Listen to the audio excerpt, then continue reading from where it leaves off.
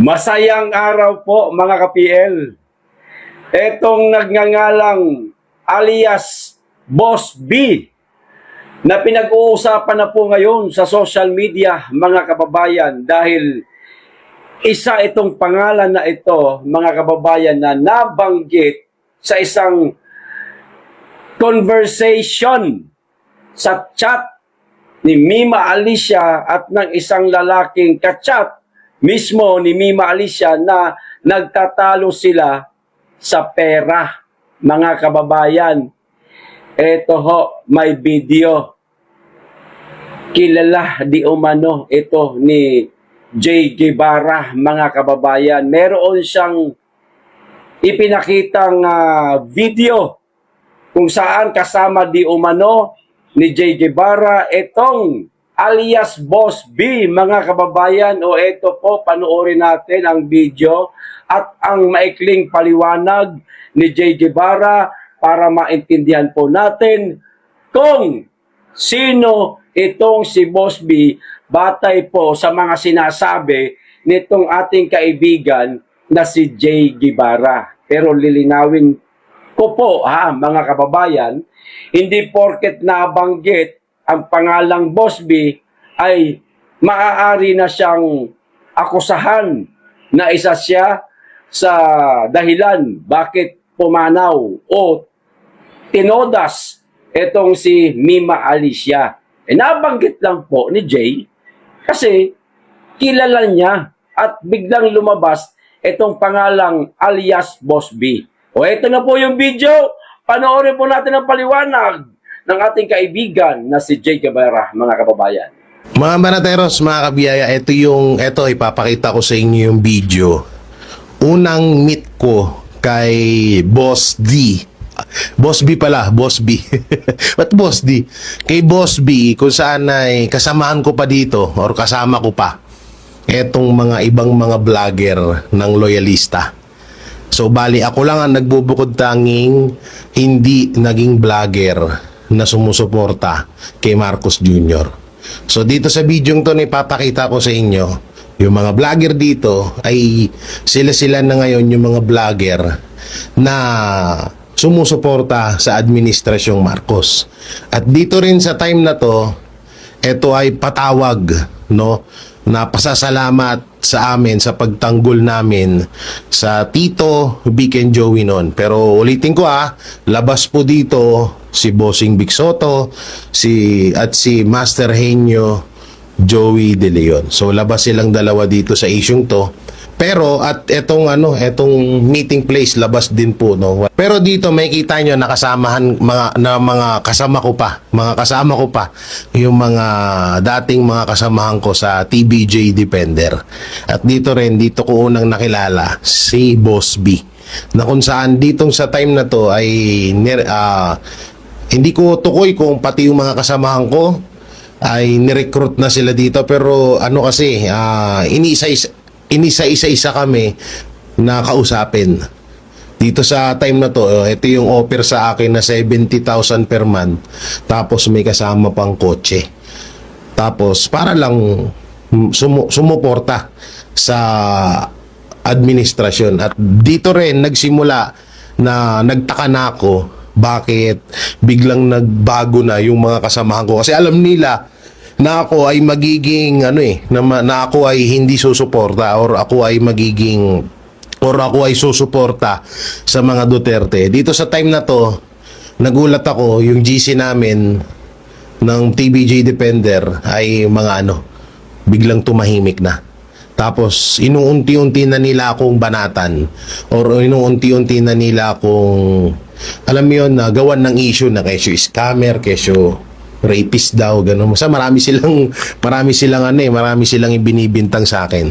So, ito ay sa totosin, may 14 minutes akong video, may 17 seconds, ito 17 seconds na ipapakita ko.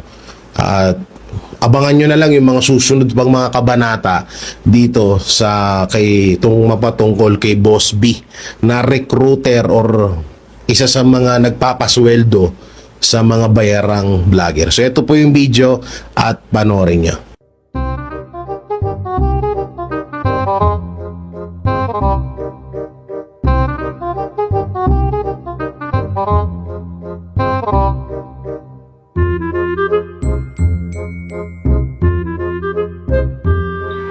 nakita nyo na mga kababayan, merong bidyong ipinakita si Jay Guevara.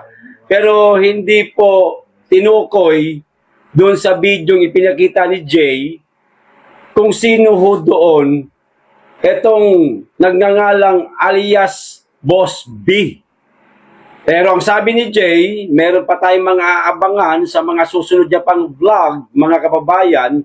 Maaaring sa mga susunod na video na ilalabas niya, baka tukuyin niya na.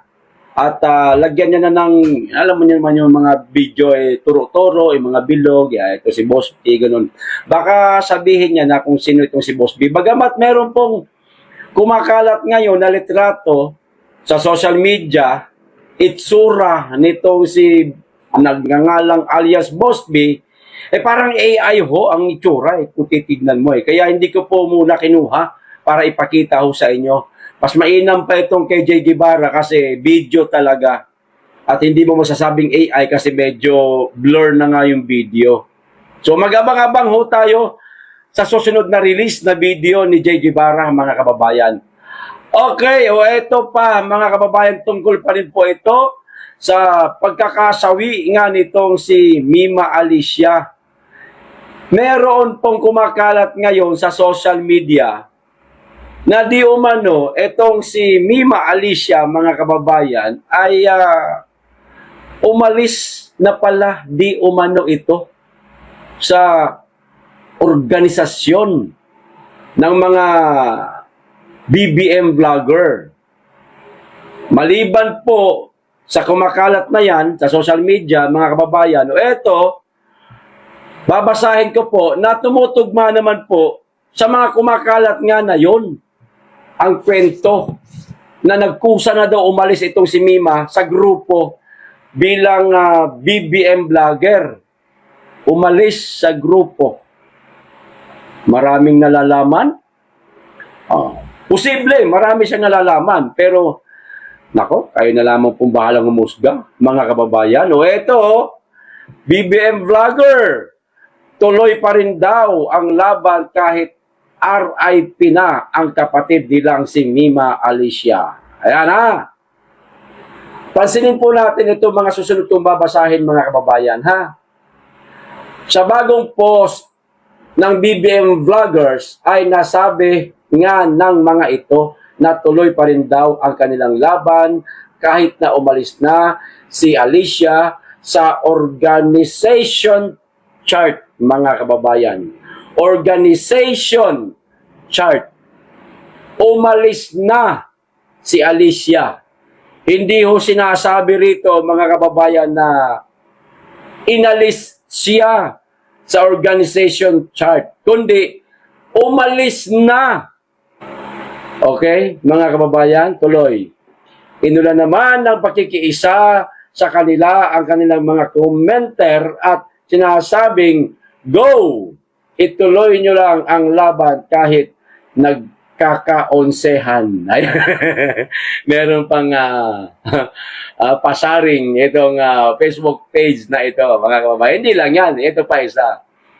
Nag-reply comment naman ang ilan sa masugid nilang followers ng tama yan, mga idol, para may pamparitoke at pangglota.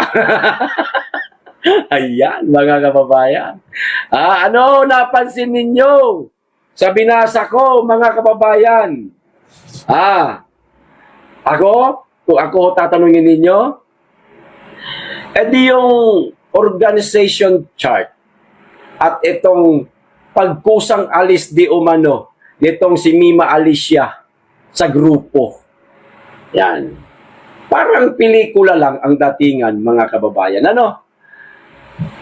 Kapag ka ikaw ay nasa isang grupo at nagkusa kang umalis, ito yung kwento lang po ha. Hindi ko po sinasabing ganito ang nangyayari kay Mima Alicia, no? Kaklaruhin ko, baka mamaya sakyan tayo ng mga buang dyan na mga trolls, ha? Mga kababayan, trolls ni Bangag. Kwento lang ito. Alam niyo yung nangyayari sa pelikula. No? Kapag ka nasa isang grupo ka, gusto mo lang magbagong buhay, Ayaw mo na ng magulong buhay, gusto mo lang magnegosyo na lang. O mamuhay ng patas. Aalis ka ngayon sa grupo, marami ka nang alam eh. Anong gagawin sa'yo? Di ba? Kaya nga siguro bagong lipat lang, etong si Mima at ng kanyang kalibin sa Camarin, Caloocan, nagpakalayo-layo, malayo ho yan eh. Yung Caloocan na yan eh.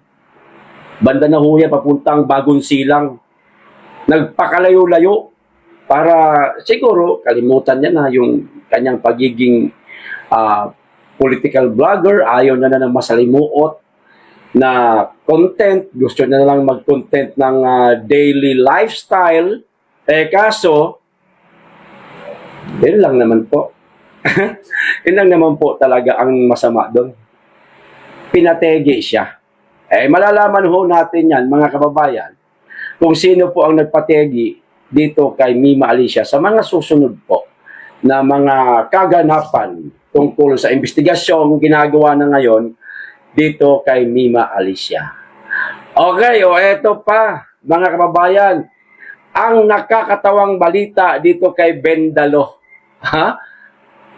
Unti-unti nang, ayaw ko kung lumalambot na ba ito o unti-unti nang bumabaliktad, mga kababayan. Siguro, nakikita-kinita na nitong si Bendalo na parang tagilid na ang impeachment laban kay BP Inday Sara. So, kinakailangan niya ng mamangka sa dalawang ilog, mga kababayan. Kinakailangan niya ng magparamdam ngayon pa lang na kunwari, mabait siya, kunwari, taga-suporta siya ni Inday Sara, para nga naman, kapag hindi na-impeach si Inday Sara, magiging presidente si Inday at hindi siya mabalikan. Eto, pansinin po ninyo, mga kababayan, kailangan po niya ng hustisya as soon as possible. Si BP Inday Sara daw po, mga kababayan, kailangan daw po ng hustisya ni BP Inday Sara as soon as possible. Aba, parang tagapagtanggol na siya ni BP Inday. Hindi po yung patagalin natin hanggang Christmas. Kung pwede nga before Christmas para ika nga, tapos na po ito. Mahirap po kaya magpasko. Na ikaw ay may kaso. Apektado po yung kanyang mga anak. Nagpapakita si Bendalo, mga kababayan, na para bagang meron siyang concern, sa ating pangalawang Pangulo, para sabihin siya, alam mo yung nagsisimpatya kay BP Inday Sara. Eto, ang kawawa po dito, si BP Sara.